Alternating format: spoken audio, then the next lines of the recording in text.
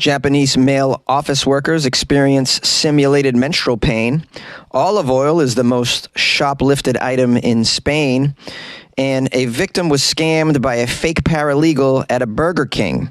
These are the weird stories for Wednesday on Weird AF News, the only daily weird news podcast in the world. Yee!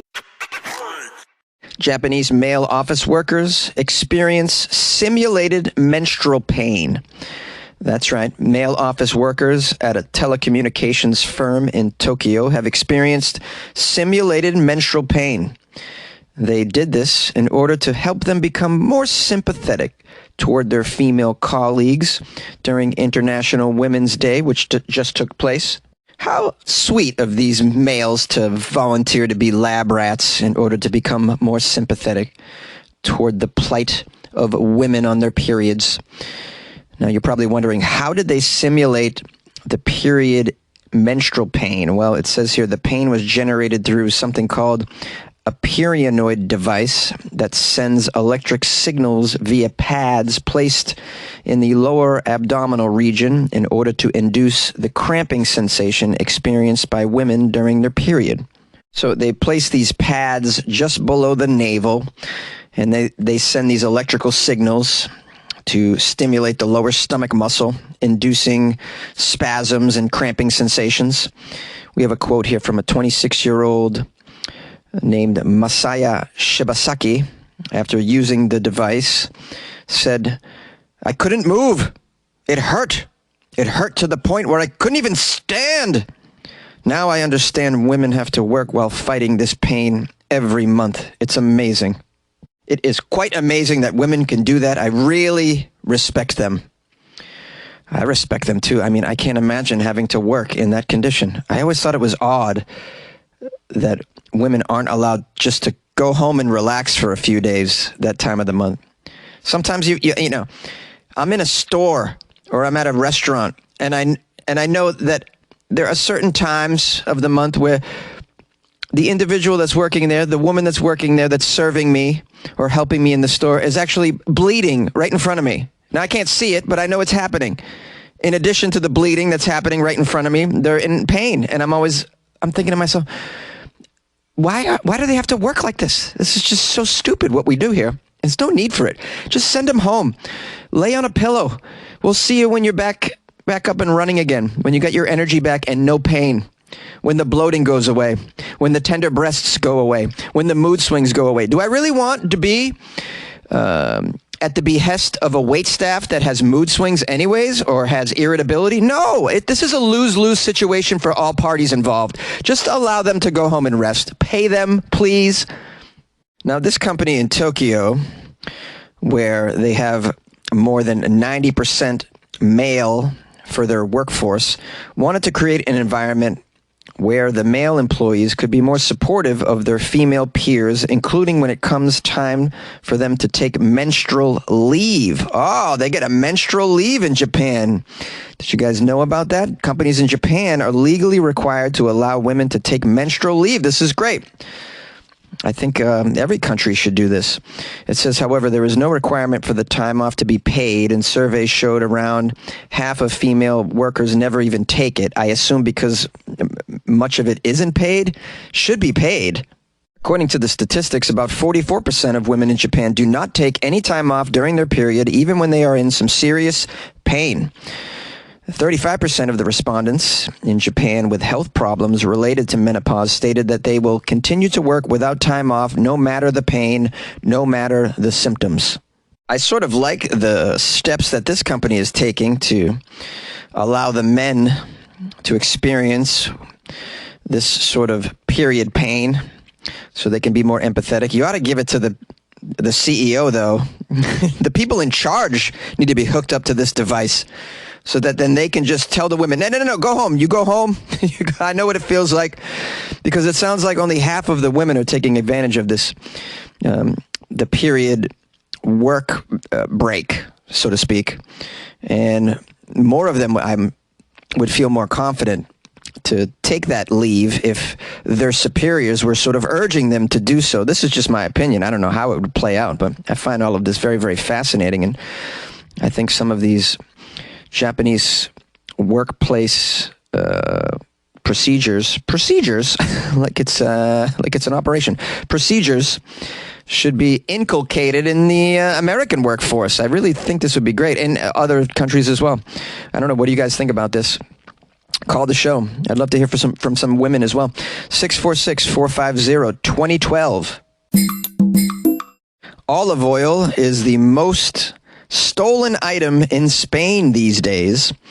Apparently, olive oil is very valuable. It's become the most shoplifted product in supermarkets across Spain, with organized criminal gangs targeting this liquid gold to resell on the hidden market. Oh, black market olive oil deals going down. Hey, you want to buy some of this extra virgin? Hey, it's extra virgin. Yo, I got that oil, B. You want some of this oil, B? Yeah. I got gallons. I got drums of oil. How much you want to pay for this drum of oil, bro? I'll deliver this drum of oil right on top of your salad, bro. Apparently, it's gotten so bad, the shoplifting of the olive oil in Spain, that supermarkets have begun chaining together large 5-liter bottles of olive oil and padlocking them to shelves in order to prevent theft, while other stores are fitting the bottles with security tags that have to be removed by the staff. Spain is the world's largest producer of olive oil. Did you know that? I had no idea. But Europe, apparently, has almost run out of local supplies after extreme weather damaged the harvests for a second year in a row. Global production of olive oil is expected to fall to 2.4 million tons, according to the International Olive Council. Ooh, the International Olive Council. Imagine working for them. They probably have amazing tans, I'd imagine, the individuals on the International Olive Council. Just amazing skin. It says 2.4 million tons, less than last year's harvest, well short of global demand. The global demand is 3 million tons, so they're coming up short, with shortages happening across the Mediterranean. Similar thefts of olive oil at stores is also occurring in Greece. Consequently, the price of olive oil has more than quadrupled in the past 4 years. In Spain, shoppers who paid less than $5 for a liter of high-quality extra virgin olive oil 4 years ago are now seeing prices climb as high as $14. We have a guy named Alejandro as a marketing director, a security company that carries out surveys of supermarkets, told him that the thefts were driven not by hunger, but by organized gangs seeking to make a profit off of scarcity. In fact, in just December, police in Spain and Italy arrested 11 people and seized more than 5,000 liters of adulterated olive oil after breaking up an international gang that allegedly sought to profit by passing off cheap oils as more expensive equivalents. Well, that sounds like it wasn't exactly a well-oiled criminal operation over there, guys. Hey, come on now, puns for days. Now, it says here that security guy claims this is very unusual for an essential food item, such as olive oil, to rank so high up on the theft list. Olive oil is the only one that could be considered a food staple.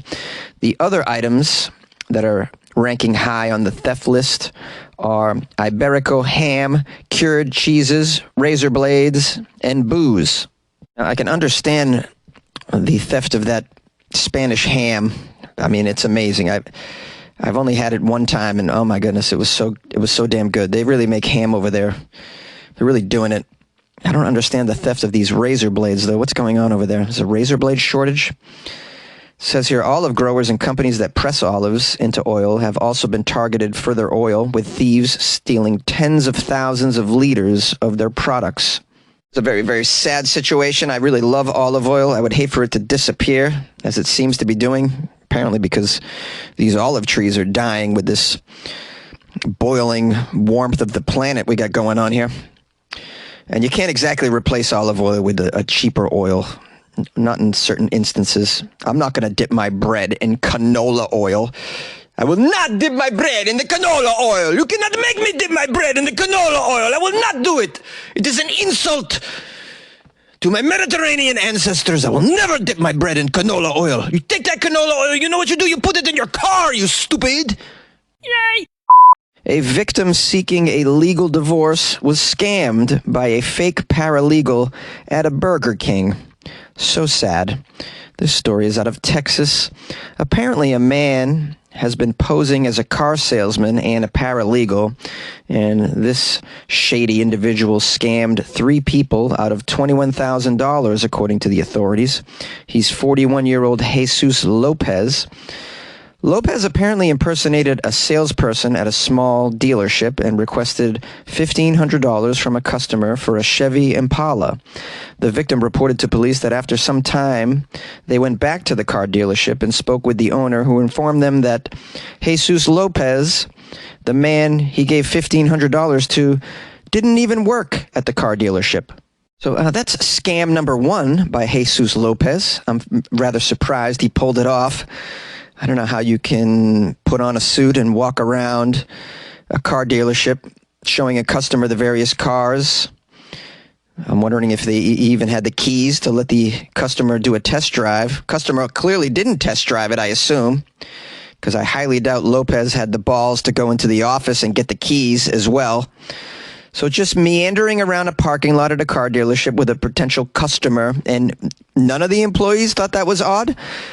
No one at any point, including the manager, was like, hey, that guy isn't on our salesperson roster. Do you recognize that fella out there that's clearly selling a car to somebody? I mean, maybe it was after hours, all right? Maybe. Yeah, I'll sell you a car. Meet me at midnight at this dealership. Oh, the poor customer had no idea meeting at night at the car dealership, didn't raise a flag of any sort. Okay, so now for the Burger King incident.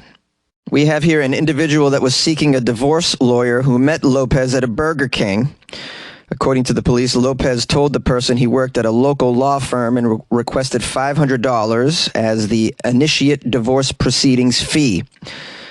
A month later, the person met with Lopez again at the same location, where he requested an extra $2,500 to continue with the divorce.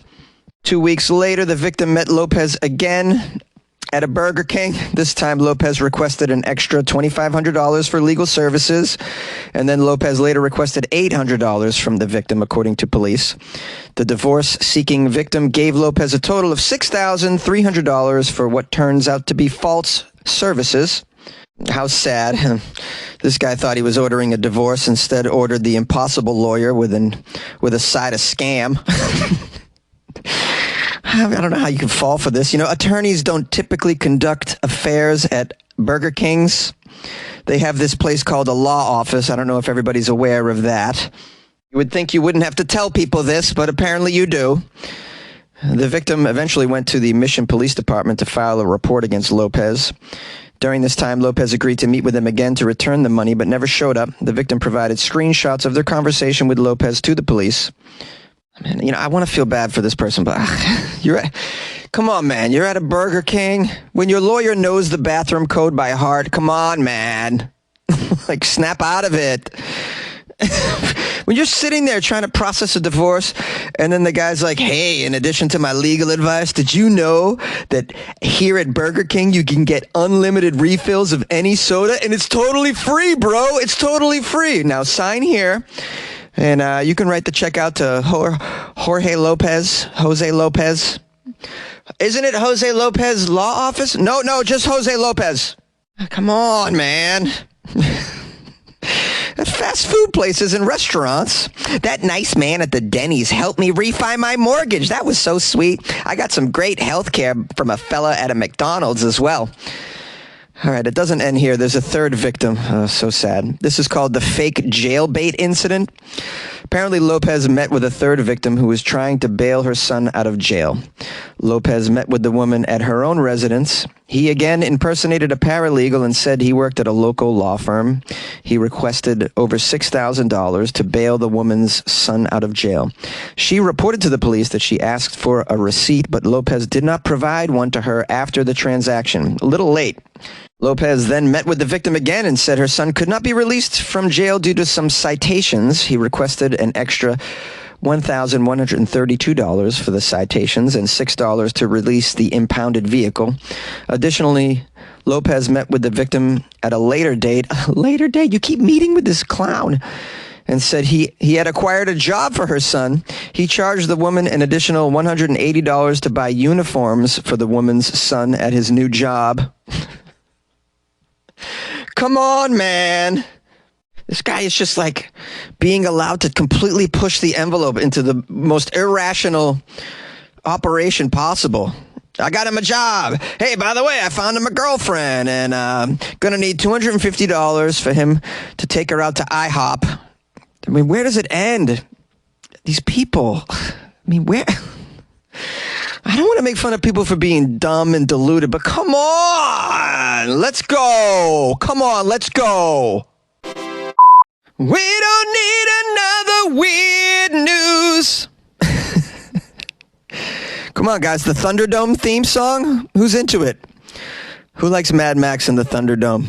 I like the very first two movies, the original Mad Max and then Road Warrior, I think are the best. I know a lot of people like that last Road Warrior. I don't know, maybe I'm just an old guy. I really like the earlier films. I'm getting off track here. I'm recording this outro, and I had a couple things to say. Oh, first of all, okay, here we go. Now we're on track. I have here a lovely 5-star review on Amazon by Cheryl Reen. She wrote, "Love this guy." Cheryl Reen loves me, guys. Isn't it nice when you're loved by Cheryl Reen? It makes recording a podcast in a closet not so bad when you're adored by Cheryl. Cheryl wrote, "Comedian Jonesy delivers the weird news daily. He's funny in the delivery, makes up great little ditties that I find myself singing along to, and starts my day with a smile." That's it. It's such a short, sweet review. I just love that. Thank you so much, Cheryl, for taking the time to give me this Amazon review. You guys can help out by giving me a review on Amazon. I love it. I'll read it. I'll give you some love on the show. You can leave a review also on Apple Podcasts. It's also known as iTunes. And Spotify allows you to give 5 stars. If you're listening on Spotify, please consider doing that. These are all helpful things that you can do for your pal Jonesy. In my endeavor to continue to produce this podcast 5 days a week in a closet. Not sure how much longer I can do it, guys. I'm about to keel over in here.